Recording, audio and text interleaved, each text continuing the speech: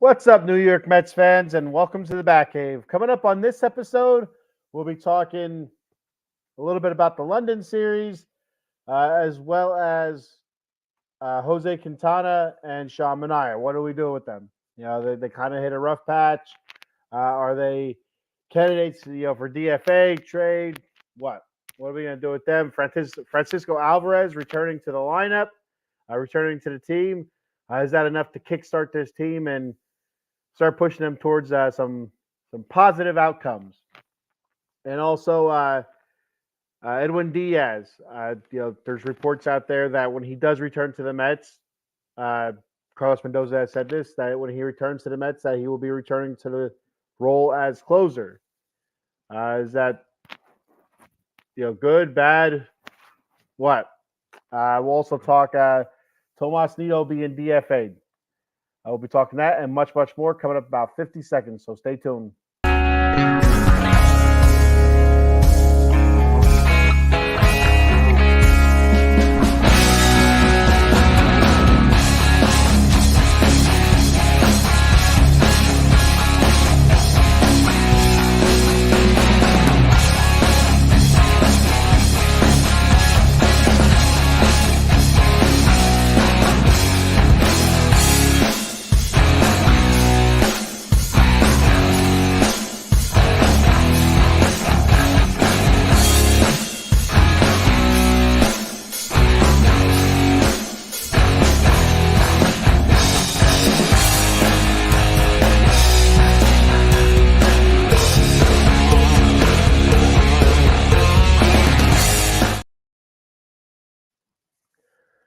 Good morning, New York Mets Nation, and welcome to the Bat Cave. I'm your host, the Bat Fry, Kenny Fry. And once again, it is not hump day. Usually I do this on a Wednesday, but here we are finding ourselves on a Thursday morning, roughly 10 a.m., doing the show. So I didn't fall asleep yesterday, missed the show yesterday. I was on actually a little mini vacation, so I decided last week to push the show off until Thursday. So that's what we did. That's what I did, I should say. That's not what we did. That's what we did. I did. You did. We did. They did. It doesn't matter. We're here Thursday morning. Let's kick this shindig off. Got a couple comments here. Our boy Adam the Answer Glenn. What's up, brother? How you doing? Thanks for checking out the show. He says, what's up? Go Phillies. Yeah, Philly's my asshole. Eddie Prather, what's up, Eddie? He says, morning, Ken. Thank you, sir. Good morning. Thank you for checking the show out. And our boy, Evan Lauro, checking in as well. Kenny the Bat Fry. Yes, sir. Hope you're doing well, buddy, down there in the bayou, or the whereabouts anyway. Eddie Prather says, bleep the Phillies. Correct. You don't even have to mute yourself there, buddy. You don't have to censor yourself or nothing like that. You can say screw the Phillies. F the Phillies. You don't need to bleep it up. I'll bleep you if we have to. But when it comes to the Phillies, it's definitely a bleep. They're really good. The Phillies are really good. It's going to be interesting to see how they navigate the JT Realmuto injury.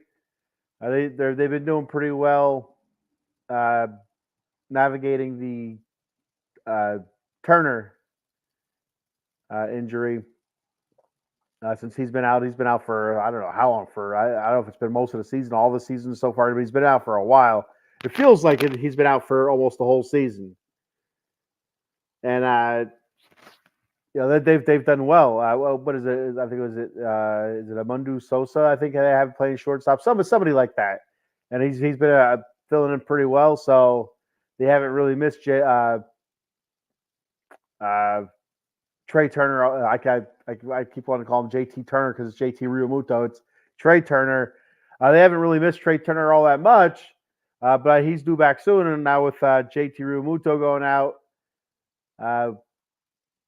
Having his knee scoped, so he'll be out about a month. A little bit of meniscus issue, so they'll open him up, they'll clean that up, whatever they got to do, and they'll close him back up. And no doubt he'll be back in a month, and he'll be back crushing the ball and you know just playing well, playing like JT normally does. So Philly fans, I'm sure if you're watching, no need to worry. But hopefully, with the guy that they have coming in, I'm not sure who they have coming in to fill in for JT. Hopefully, he sucks ass and that puts the Phils back a little bit. Not that the Mets could catch the Phillies, but it's time for the Phillies to eat a little bit of humble pie. So, Adam's bleeping Eddie now. Here we go. We got bleeping contest going on. What's going on here? Eddie said, "Will the Mets be buyers or sellers of the trade deadline?" I talked about that last week, Eddie. Everybody's saying, depends on how the month of June goes, and the way the month of June is going so far, it's they're playing much better than they did in May, no doubt, but it's still not good enough to make yourself full-fledged buyers. And also, with them being so close in the wild card, I know last week, I think when I did this, it was like I think 4 games out of the wild card, which is nothing. That's nothing. You don't want to be full-fledged sellers, but this far under 500, you can't be full-fledged buyer either. But sometimes it's addition by subtraction. So you trade some of your big pieces away to build that farm system. You can do that and still get better. You know what I mean? If you trade somebody like Jeff McNeil away, you eat the contract, you trade him away, you call somebody up or get a young prospect or a young player that's already in the major leagues, and that may not be a bad thing. That may be a good thing. As poorly as Jeff McNeil has played, that probably wouldn't be a terrible thing. Now somebody like JD Martinez, who so far as a Met has played pretty well. You trade him away for a couple prospects, and you're calling up somebody, or you're using somebody already on the main roster as your DH.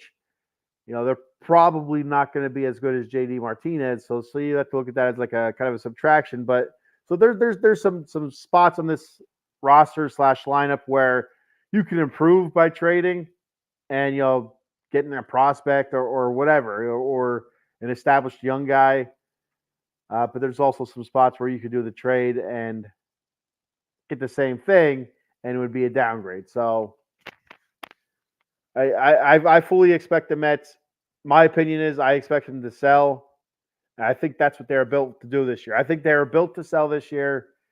Guys like Manaea, Severino, JD Martinez. I ain't saying they're going to trade away a Harrison Bader, Tyrone Taylor, but the outfield is constructed in a way where it's built to be traded. Starling Marte, if not traded, then guys, DFA'd, released, and younger guys, called up. It's the outfield is not a long-term solution right now. The only long-term solution right now in the outfield is Brandon Nimmo. That's on the main roster. So how do they fill the rest of that? I don't see Harrison Bader as being the long-term, or Tyrone Taylor, or Starling Marte. But they do have some guys down in the minor leagues that are hopefully will be part of that long-term solution. So we'll have to wait and see what happens. I do think that they were built to sell this year no matter what. They were never really expected to go out there and compete for the World Series or even first place in the East. But they were expected to go out there and compete for at least a 500 record and compete for a wild card and, compete for a playoff spot. I really do believe that they were built to compete for a playoff spot, just not the playoff spot that most fans probably would want them to compete for, which is your, division winner or maybe even a top wild card spot, which could be viewed as a pretty good get because, your top wild card spot was your 4th best team. So that's not terrible.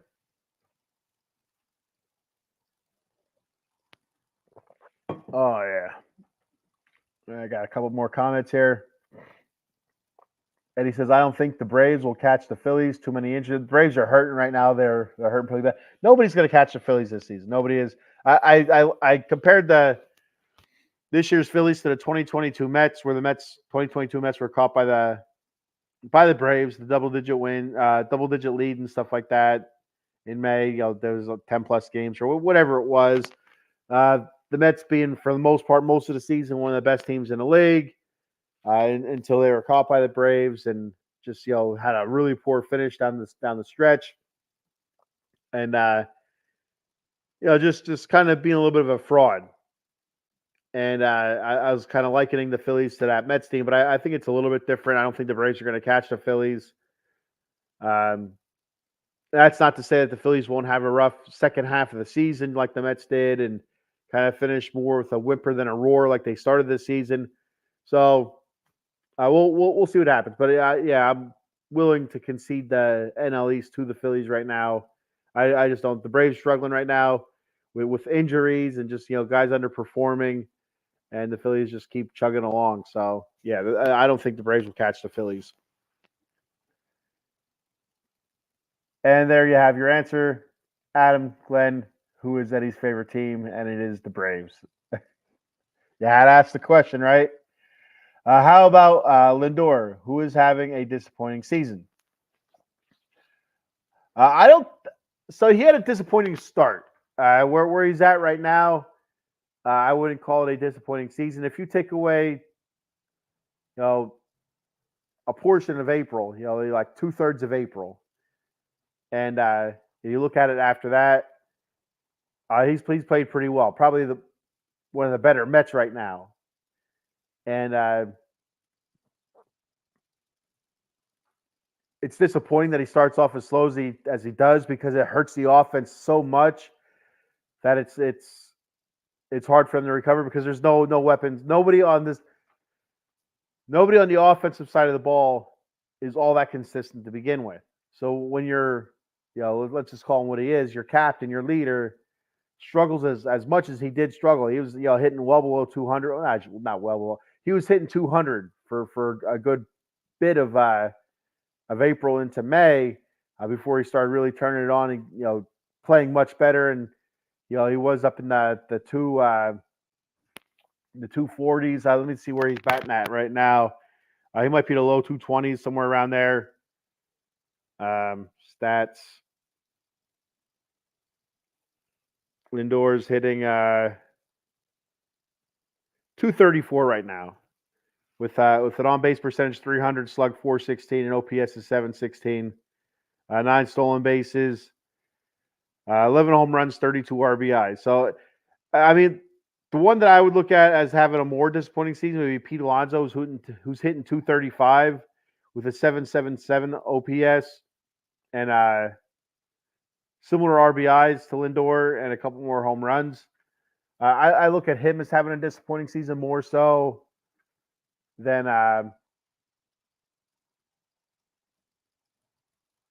Lindor. Just like I don't feel the power numbers there right now. Even though it is 14 home runs, he does lead the Mets in home runs. I just don't feel that dominance where at any stretch where Pete usually has it. Pete will have stretches where he'll just clobber the hell out of the ball. Everything's hit hard, everything's hit far, and he just seems unstoppable for stretches. He'll hit those hot stretches, and then like when those stretches where he's not as hot, he still has a consistent home run swing where he's putting the ball out, or RBI producing type swing, where he's finding gaps or sack flies. I'm just not feeling it right now. I haven't seen a hot streak from him yet, and I'm waiting for one where he just gets hot and just starts clobbering the ball, puts out 7 home runs in 20 days or 20 games or whatever. So it's something like that. It's just I haven't seen it. I'm waiting for it. And the big RBI numbers. He's been disappointing. I'm a huge Pete Alonso fan. I love Pete Alonso, but I do think the Mets should pay Pete Alonso and keep him. But it's just he's been disappointing. Of course, Jeff McNeil's been hugely disappointing. Brandon Nimmo at points is very disappointing. He's striking out a ton. It feels like that way anyway. just striking out a ton, not walking a lot. I see a lot of 0 for 5s or 1 for 5s from him, and we can't have that. We want Brandon Nimmo 2 for 5, 3 for 4s, got stuff like that. Maybe even 1 for 3 with 2 walks. That's what we want Brandon Nimmo. We want him on the bases. Excuse me, it burped. We want Brandon Nimmo on the bases, creating havoc, making plays and stealing bases. And he's hitting for more power, it seems like, but still, I'd rather see Brandon Nimmo on base a lot more than what he's doing right now. Eddie's actually a Yankees fan. Now, Eddie, I did think when you posted the comment earlier about the Braves catching the Phillies, that you were a Braves fan. I'm thinking, man, it doesn't feel like I don't think Eddie is a Braves fan, but well, maybe I'm wrong. But I forgot that you were a Yankees fan, so he's a Yankees fan. And Lindor is hitting 234, yeah, and then Pete's hitting like 235 or something like that, right? Just a dog's hair above him.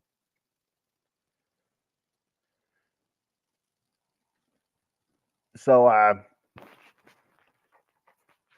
mean, pitching wise, there's been a lot of disappointments as well. And you just can't look at that offensively, but pitching wise, Edwin Diaz, the Mets might be in a different spot.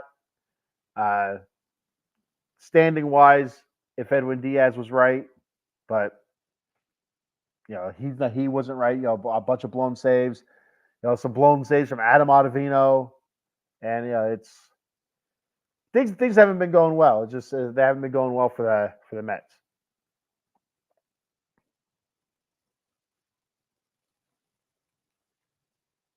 Eddie says, I'm expecting Alonso to get it on an Aaron Judge type streak. And he's known for doing that. Pete does do that every year. He'll find a couple hot streaks, throughout the season where he'll hit a lot of home runs in a short amount of time. And in between those stretches, he still has some power numbers and some RBI numbers, but it's those hot stretches that really define his season, and just haven't seen one yet. It's been it's kind of surprising. Usually we'll have 1 or 2 by now. And it's just surprising we haven't really seen one yet where he's hitting just the crap out of the ball and putting it out of the yard at an alarming rate, where you think, hey, this guy, is the best power hitter in baseball, which he says he is, but right now he's not. I mean, you gotta give him credit though. Since he's been a full-time Met, most home runs, most RBI, all that good stuff. So he's been doing something right. It's just, this season it's been rough. It's been a struggle. Yuki Matsui, hey Kenny, the Mets are playing good, but too little, too late. Mets need to win 23 out of 15 games by the deadline to make 500. I don't know. So I don't know if 500 should be their goal or if it should be wild card spot should be their goal. I mean, with that being said, under 500 could get you a wild card spot. Now, I do think at the end of the season, their goal should be 500. I just don't think their goal should be at the All-Star break 500. It should be, are they legitimately in the playoff hunt? I mean, right now they are. Pretty much everybody seems like with the wild card. But if they're firmly within that wild card contention, within a game, 2 games, 3 games, or even in the wild card spot by the time the All-Star break rolls around, then I don't think that they are 100% sellers. I still, again, I just mentioned it a few minutes ago, I still do believe that they're sellers at the deadline. It just depends on what level do they go through the selling, because if they're in playoff contention, they're, as a Mets fan, you have to figure Steve Cohen, he's a longtime Mets fan, lifetime Mets fan as well. He's the owner, that he wants to stay in playoff contention. You don't go a game, 2 games, 3 games out of playoff contention and just blow it all up. I mean, some teams do, but not Steve Cohen, not the Mets. It's the guy has a gajillion dollars, and once they compete, drop back and punt isn't in that guy's vocabulary. You'd assume. So I do believe that they will be limited sellers at the All-Star break or at the trade deadline, and not full-fledged, fire sale, blow it up, and everybody's got to go. But if they, for some reason, they fall off, they hit another really shitty patch where they lose, 9 out of 10, they fall 7 games back. Well, then and you move into the All-Star break, pretty far behind. I could see a lot of panic and a lot of heads rolling then.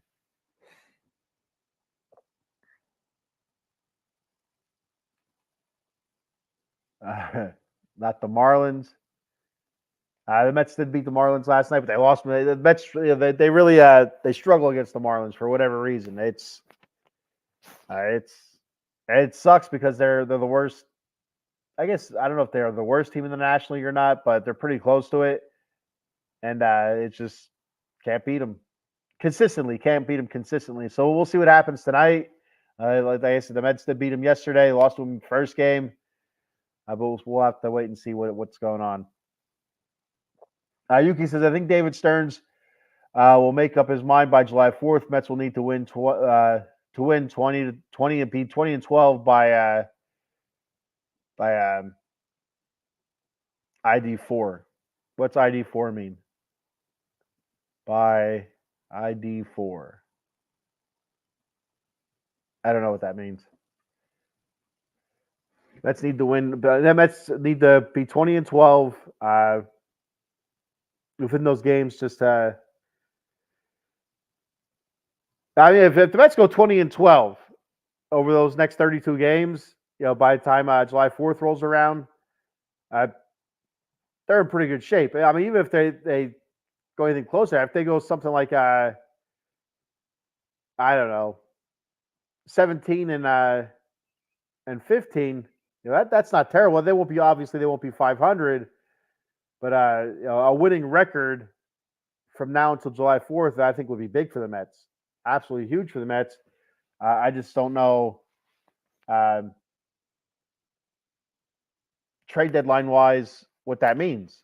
Like I said, I just don't think. There you go. Thank you, Yuki.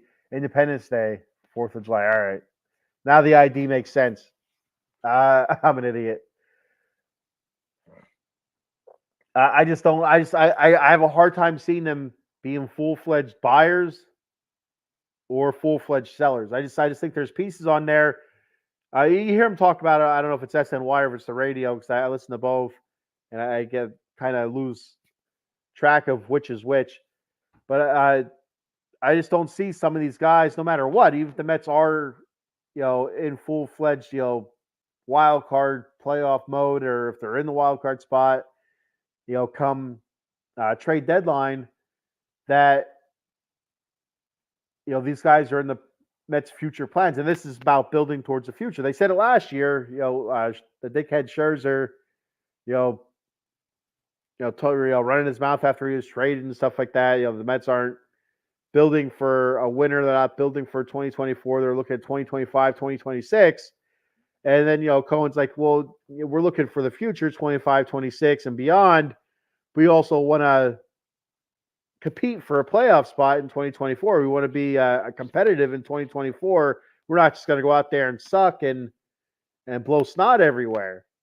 We still want to be competitive, still want to be in the playoff spot, playoff hunt and make the playoffs. But again, some of these guys I just cannot picture being in the Mets' future. Like I just don't see Sean Manaea being in the Mets' future. I definitely don't see Jose Quintana. If I'm the Mets, I DFA Jose Quintana right away. Open that spot up for a younger guy, with a Jose Butto, Joey LaCasey, or whatever. See what you got, so you can figure out for the future what you're going to do with that guy. Jose Butto up earlier in the season, hit a little bit of a rough patch. They set him back down. We haven't seen him since. All right, well, get his ass up here. Let's figure it out now. Jose Quintana, a couple spotlights I have here. On the season so far, 1-5, 5.29 ERA, 1.43 WHIP. That's on 66 and a third innings pitch. 13 games, 11 home runs, 23 walks, and 44 strikeouts. April 29th, through April, having a really good season for Jose Quintana. Looking good, much like last season. I thought he was good after he came off the injured list. He had 29 innings pitched, 24 hits, 11 earned runs, only 2 home runs given up, 13 walks, 19 strikeouts. 3.41 ERA, and that's through 5 starts, and he was 1-1. That was in April. But then you go ahead to May, he just absolutely lost it, especially near the end of May. 25 innings pitched, 32 hits, 20 earned runs. So he basically almost doubled his earned runs in less innings pitched. 6 home runs, tripled his home runs given up. 3 walks, 16 strikeouts, 7.20 ERA, doubled his ERA. Then again, 5 games started, and he was 0-3. Through June, 7 2/3 innings pitched, 10 hits, 6 earned runs, 2 home runs, 5 walks, 5 strikeouts. So he's already had more walks in June, 2 games, than he did all of May. 7.04 ERA. That's 2 games started. So it's not been going good for Jose Quintana. He has a 6.68 ERA on the road, a 3.86 at home. So it looks like he's pitching well at Citi Field. But when the Mets hit the road, not so much. I don't know what the hell that means, but it's something to look at. Opponents are hitting 276 off of him. Opponents were hitting 311 in May, and that was from 220 in April. So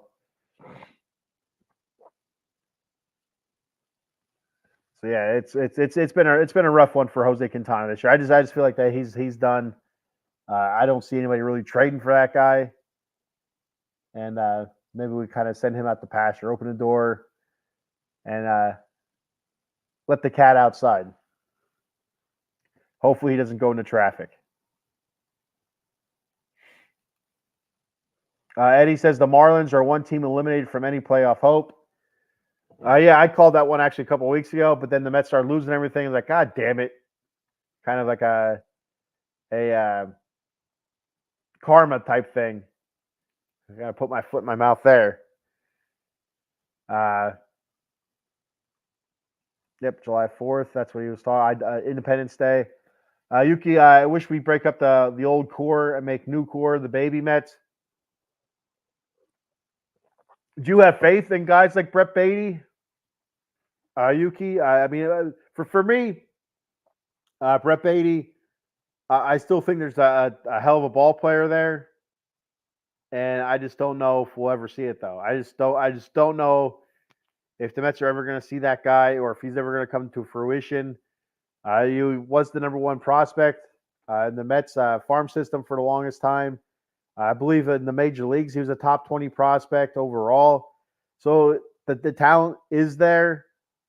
Will it ever translate into major leagues? I really doubt it. I just don't. I have a hard time seeing it. I mean, kudos to Mark Vientos for taking the third base by the balls and making it his right now. I mean, absolutely. He went from a guy that's looked expendable. Basically, he's like, oh, he's just a guy that we're gonna hit against. What was it? Against righties, I guess it is. Is he a lefty or a righty? I'm not even sure. But you know what I'm saying. You know where I'm getting at here.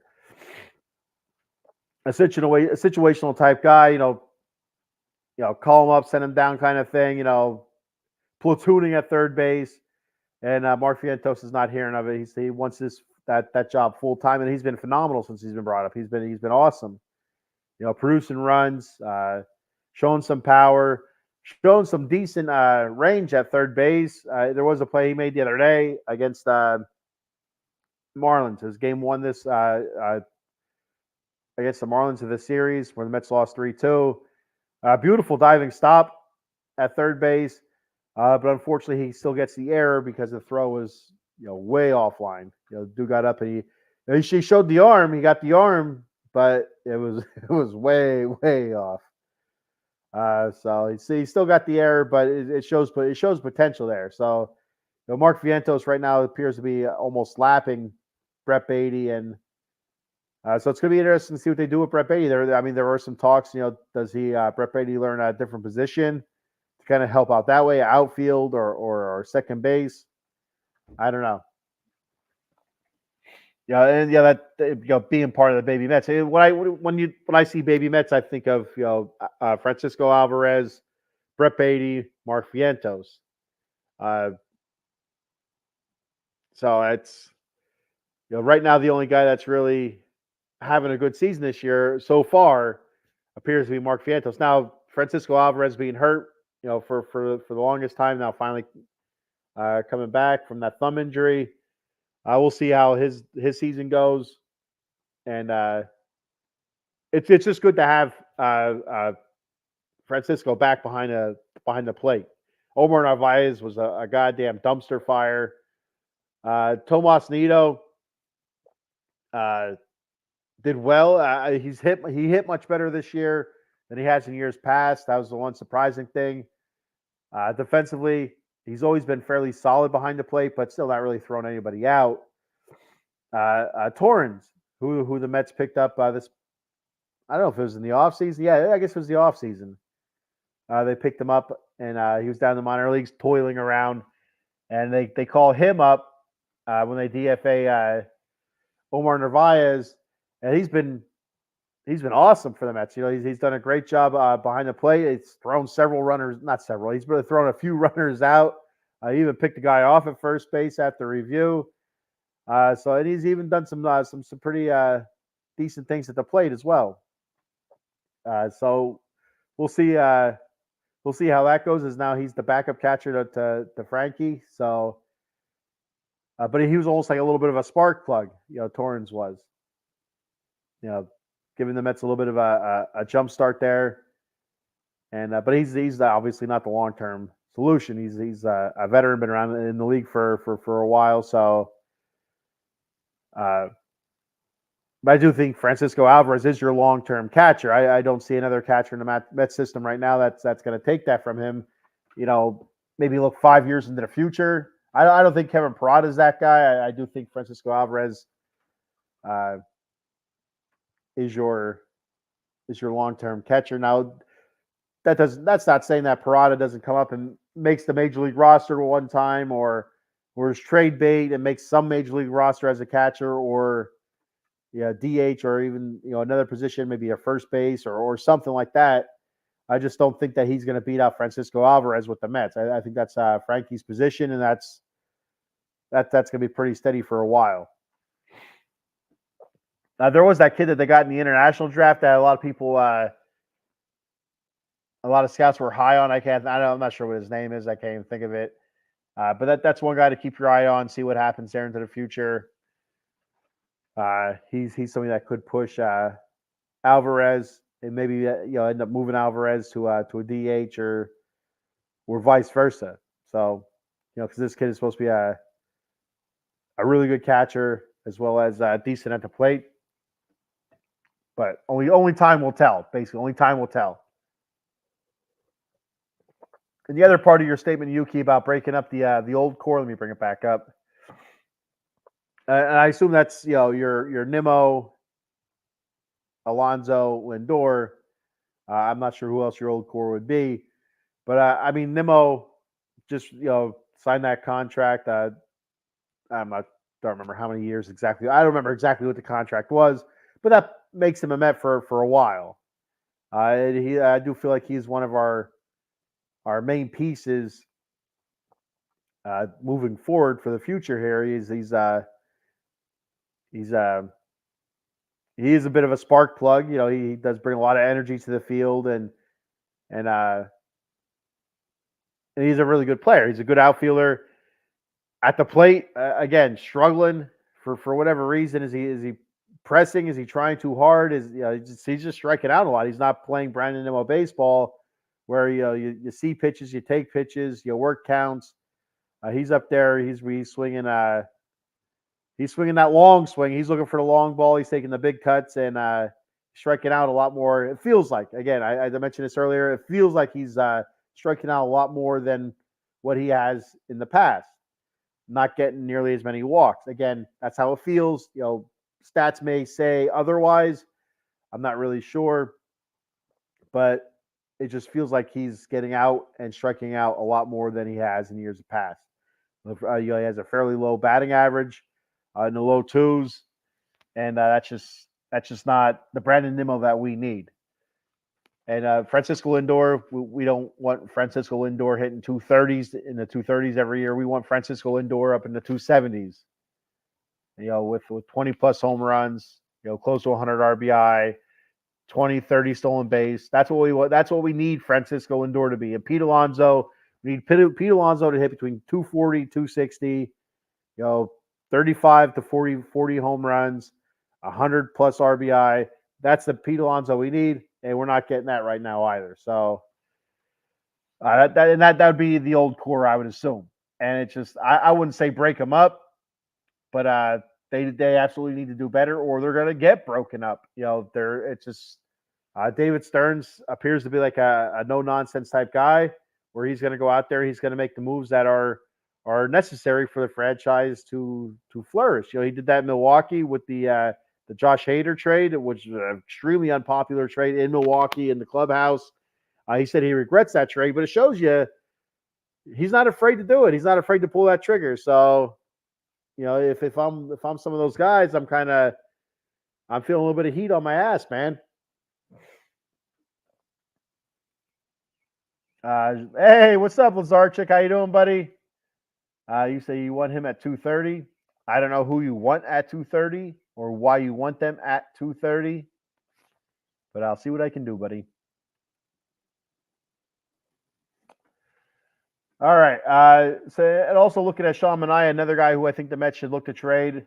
I don't think they should DFA Manaea. I'm not even 100% if they should trade him, but I think you can get something back for Sean Manaea. I don't think it's going to be anything great, just because he's had an okay season for the Mets. He was doing well. He was doing pretty good, but the last few outings have been pretty rough for Sean Manaea.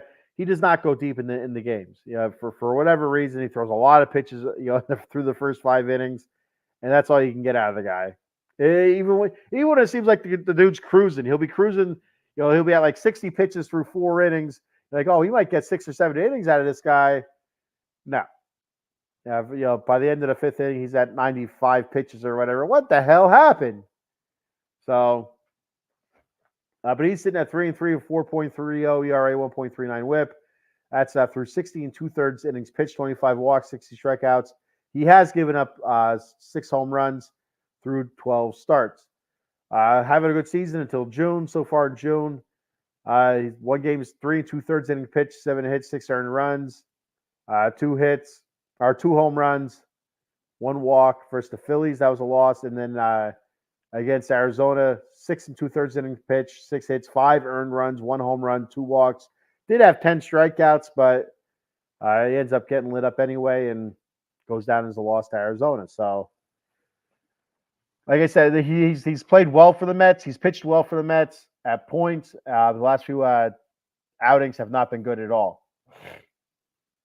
I'd like to apologize for how many times I say I realize that I say it. I'm not a professional. I just can't break that habit.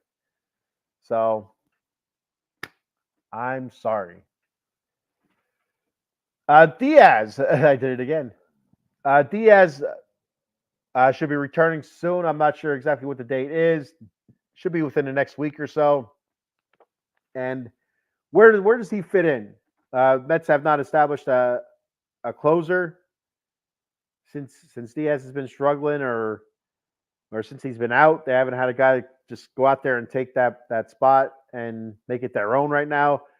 So does Diaz drop into the closer role immediately, or do they ease him back into it? And that's one of the things that really pissed me off with Carlos Mendoza. I mentioned on the show before, when Diaz was struggling as a closer, they moved him. They pulled him from the closer spot. They said, he's not going to close games for a little while. Let him figure it out. But he is long-term our closer. And then after that said, it's like 2 or 3 games later, and he's closing the goddamn game, and he blows the lead again. So why are we doing this? Why say the guy's not the closer anymore, and then have him close again? Say, oh yeah, he's struggling at closing. We're not going to have him close. Here you go. Here's the end of the game. You have a 3-run lead. Now go blow it. It doesn't make sense to me. That baffled me. It's like, why are you doing this to this guy? Obviously, he's struggling. He can't figure it out. You said you're not going to make him close right now. You're going to figure, you'll put somebody else there. Use somebody else. No, they put him there.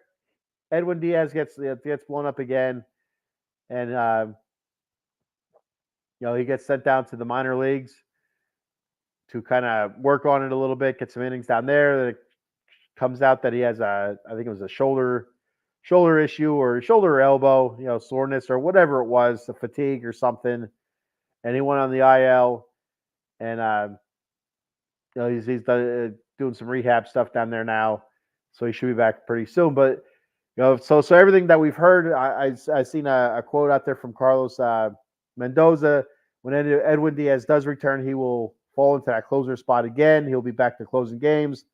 So we'll see what happens. Do we have the old Edwin Diaz back, or is it just going to be the Edwin Diaz that we have going through the rest of the season, struggling and blowing games?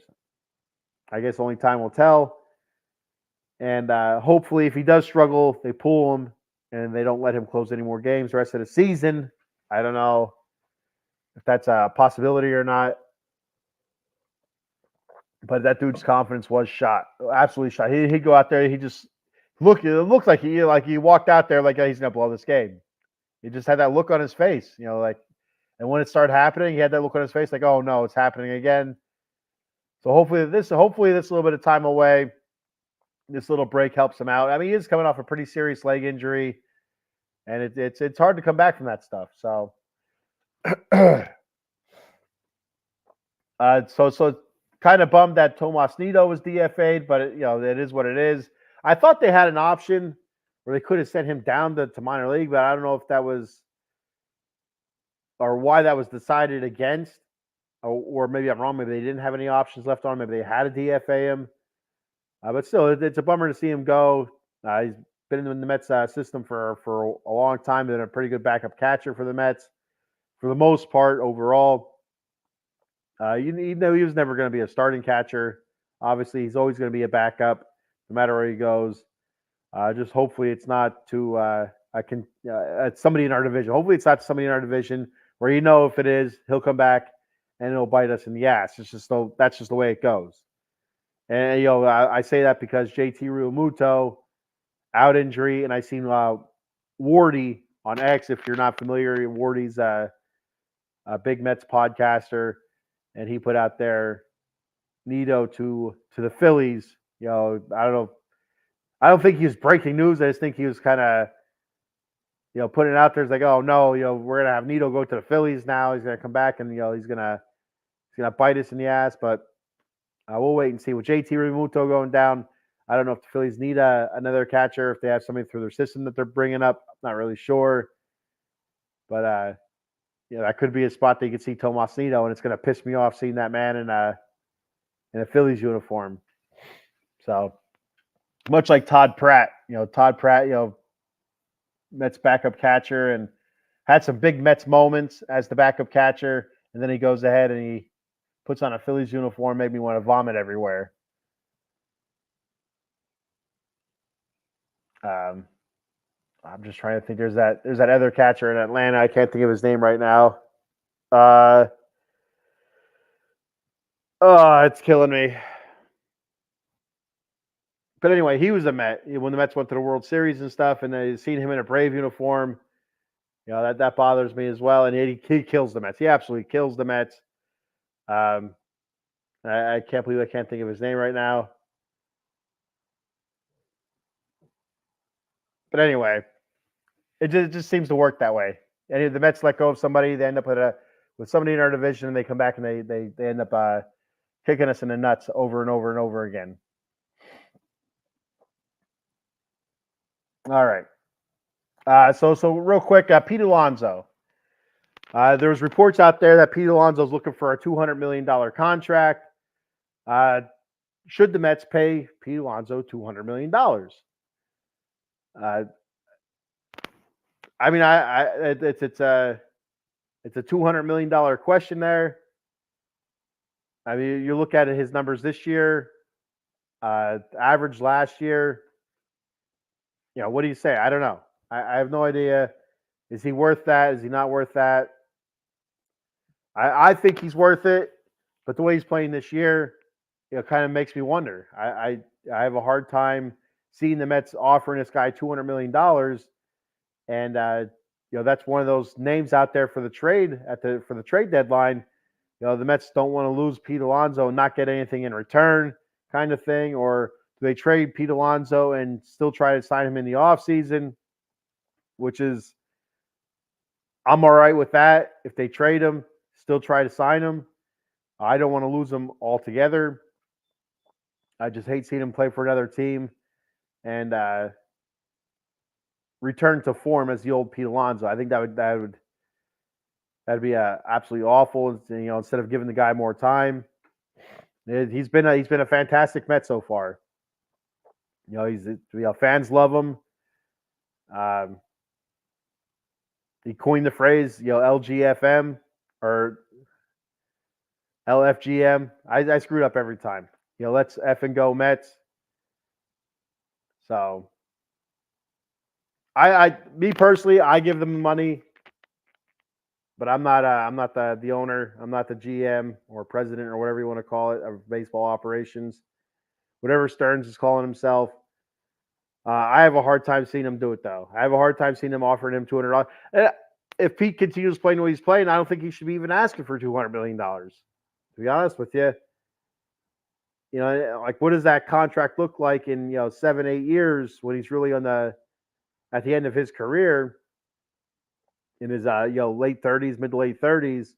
How does that contract look then? If it looks like a bad contract, unless they decide to defer, just like with Ohtani, defer that until he's retired, many years down the road. I don't know.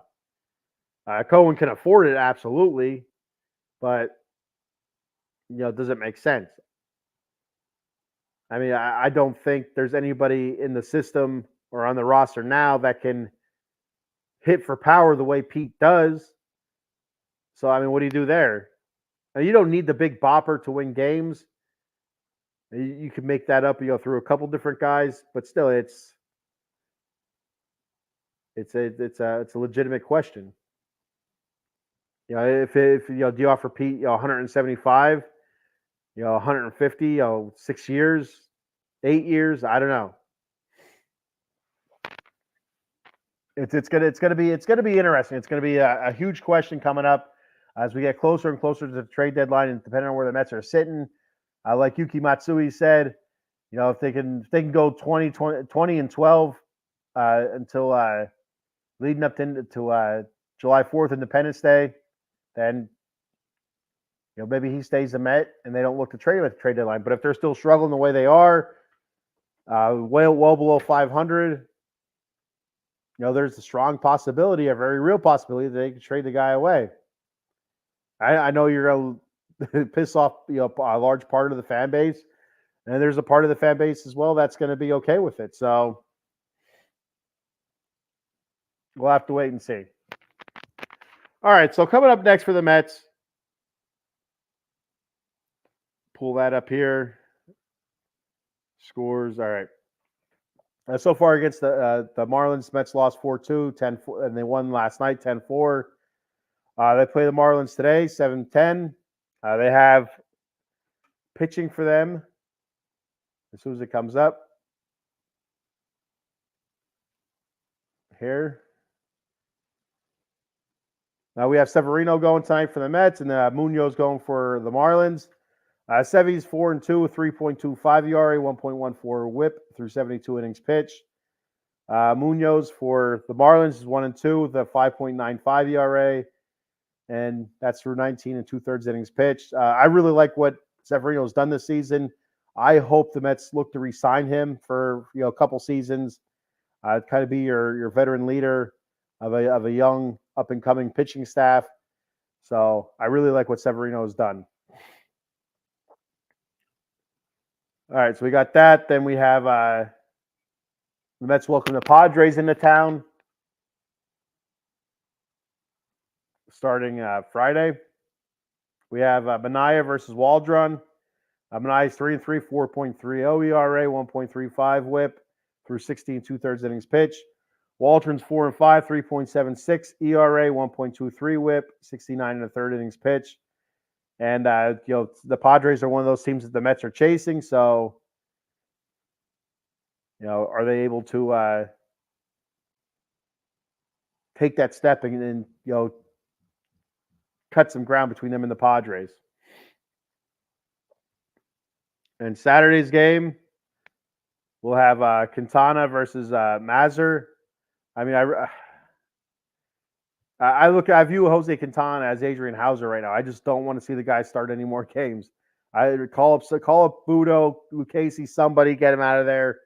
I think it was said that Mendoza's sticking with a 5-man rotation right now for the next couple of weeks. Because I guess there's some off days in between, so they really don't need to go 6-man rotation. But find somebody else. There's much better arms in the farm system that could be doing stuff like this. Give the young guys the opportunity. That's what I say. And then looking ahead to Sunday's game, the series finale with the Padres, the Mets will have Tylor Megill going against Dylan Cease. And Megill's 1-3, 3.16 ERA, 1.25 WHIP, and 25 2/3 innings pitched.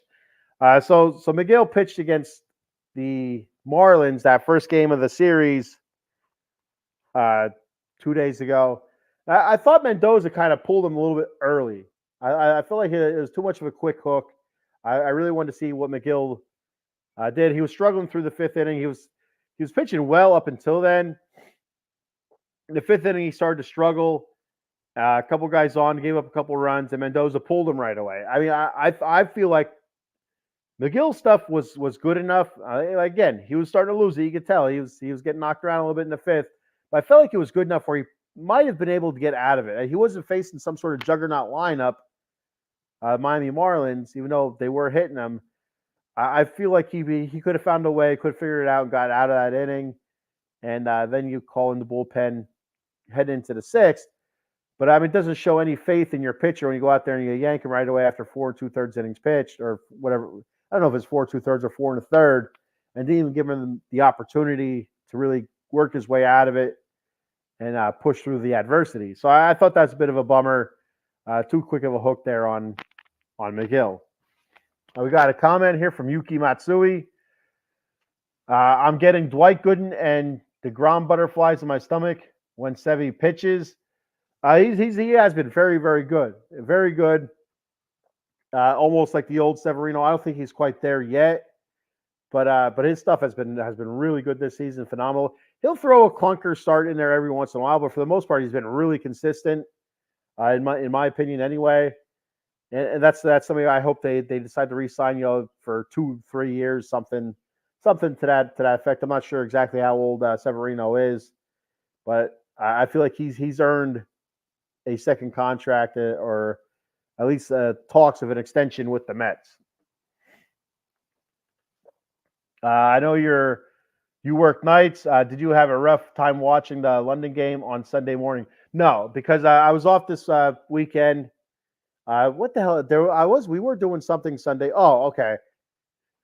So this past weekend, my oldest daughter, which, if you follow me on Facebook, I always post videos of my kids, their sports and stuff like that. I do that for the family and anybody else that cares to see it or whatever.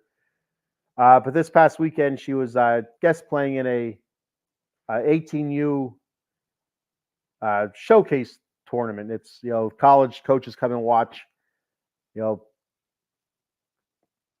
softball players play, kind of recruit. That's how the recruiting process starts for a lot of these high school players, softball players. But anyway, it's an 18U showcase. My daughter's 14U. So she's playing up a couple age groups there. The team needed a player. They asked if she could play. I said, absolutely. And she did good. She did very good. So Saturday's London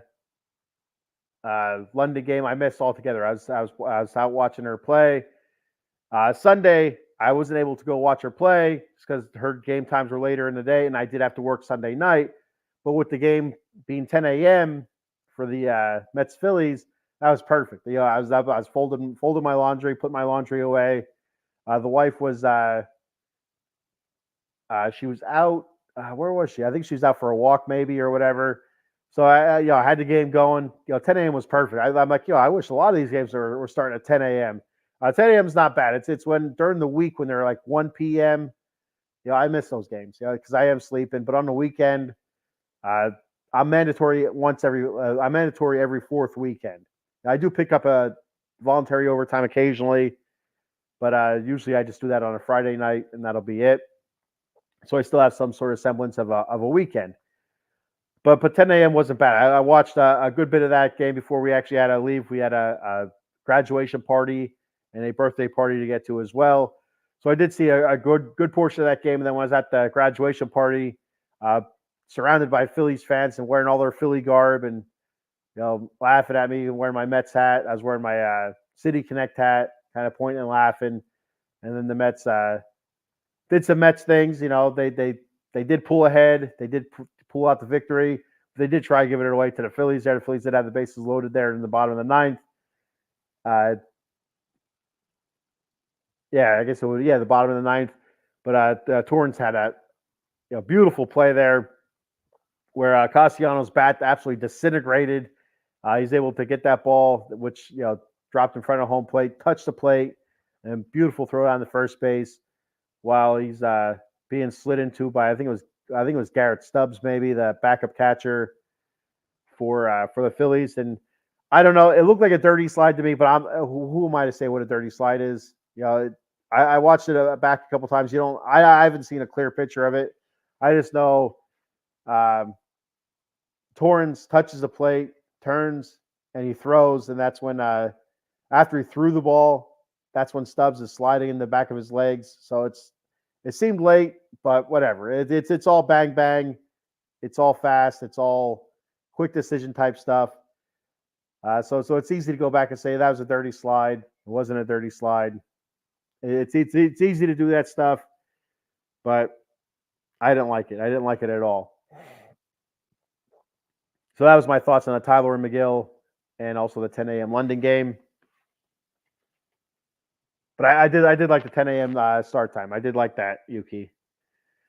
So after the Padres come to town, the Mets head to Texas for a 3-game set starting Monday. I'm not going to go over the starters because that could always change, and it's I assume on Monday it would probably be David Peterson and then flip it over again. So that against the Rangers, that starts Monday. The Rangers, your World Series champions sitting below 500 there. A little bit of World Series hangover for them. All right, so looking at the standings here in the National League East, the Phillies sitting up top at 46-21. Run differential plus 109, 7-3 in their last 10. They've lost one in a row. The Braves sit at 35-30. A little bit surprising there. 10 games back. 2022 Met vibes there, but that was in May when things started turning around for the Mets and Braves. The Braves are sitting 10 games back, a plus 25 run differential. They lost 5 in a row now, 3-7 in their last 10. Washington, I just like saying that. Sitting at 32-35, 14 games back. Run differential of negative 17. They've won 5 in a row since being swept against the Mets. 6-4 in their last 10. The Mets 29-37, sitting 16.5 back, so they are out of the National League East race. All those teams are out. I don't see the Braves coming back and catching the Phillies. No way Washington does. The Mets don't, and the Marlins do not either. So the Mets will be your NL East champions, and there's no exciting end for that. 16.5 games back. Mets run differential negative 29. 6-4 in their last 10. And the Marlins 23-44, 23 games back. A run differential of negative 102. And they are 3-7 in their last 10. So looking at the wild card standings, I want to pull that up now. The National League, your number one wild card team are the Braves, 35-30. They're sitting +3 up on the Padres, who are sitting in a second wild card spot, 37-35.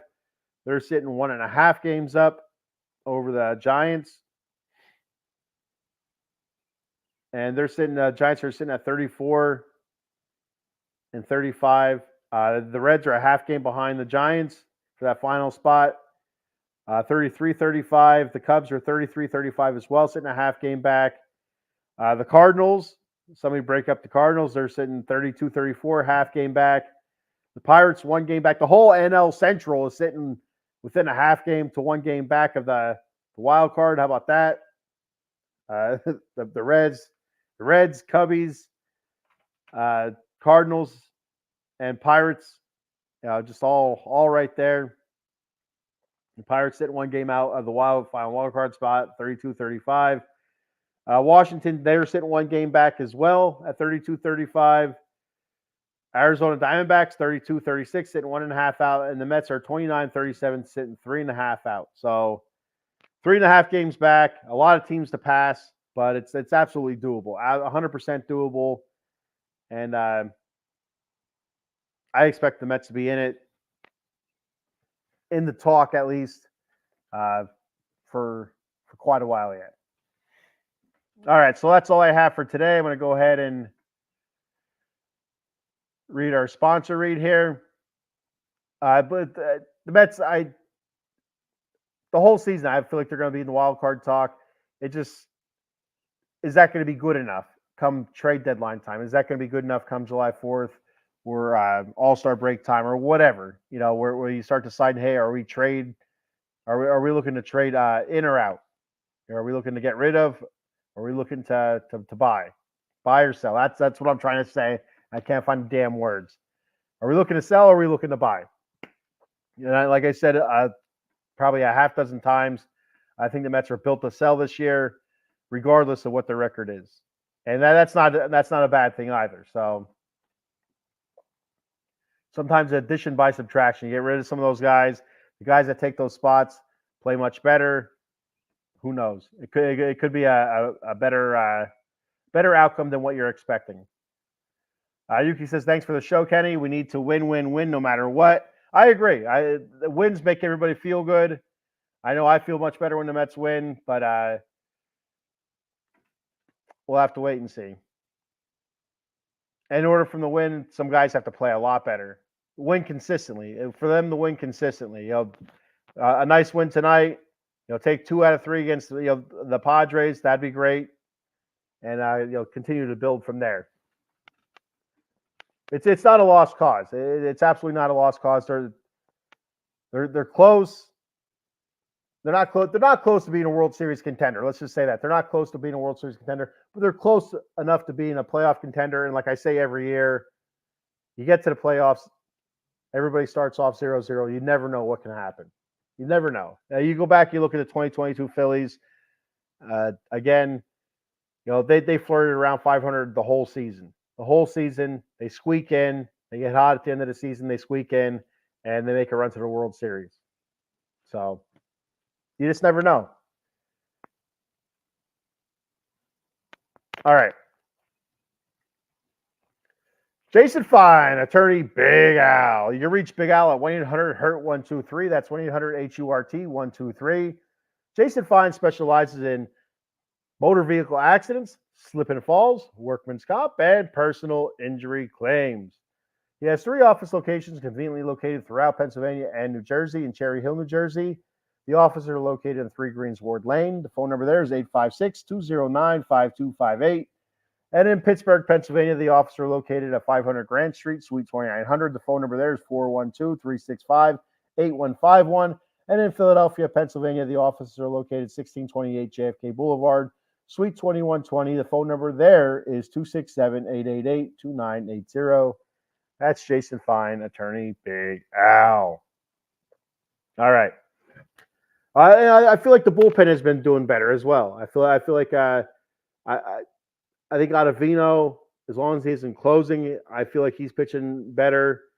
Sean Reed-Foley, he's been pitching okay.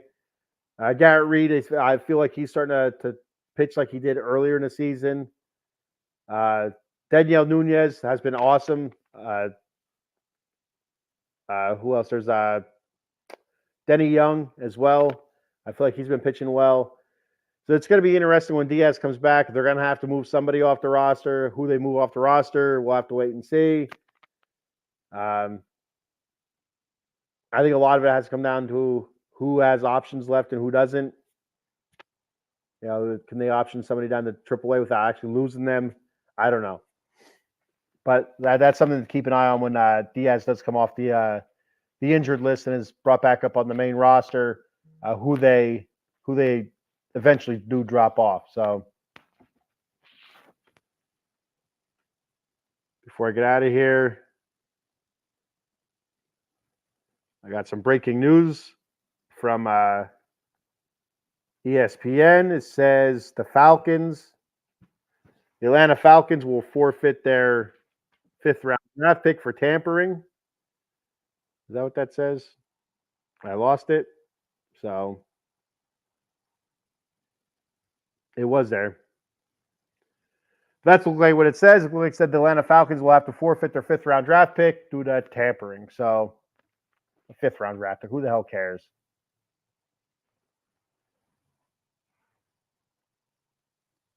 Oh, see, I missed that. It's already Denny Young. They sent him down. I did not see that. So thank you, Yuki Matsui. When did they do that? I missed that. I don't know how I didn't see that. Huh. I know Daniel News has been awesome, so I'm glad it's not him.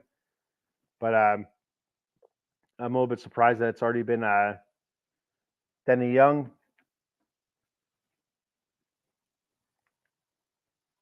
At least they sent him down. At least he's still in the system. That's good. He did pitch. He didn't pitch all that bad. So, hey, what's up, Cowboy Dave? Good morning, buddy. You get Cowboy Dave out on several shows. Of course, Extra Innings.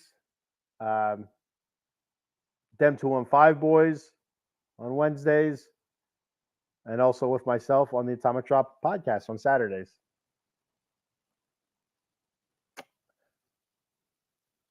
Okay, so Wardy said last night that Denny Young got sent down. All right. So it's just happened. All right. So it's not like it happened a couple days ago and I just missed it and I'm way behind, but it happened last night or it happened yesterday. And I will get a free pass on missing it. So. All right, so you can check me out. I'll be back on tomorrow night talking Silver and Black Layer Las Vegas Raiders edition. I'll be talking Raiders wide receivers and tight ends. It's also, Raiders news and notes. Josh Jacobs running his mouth. I don't know why, but it is what it is.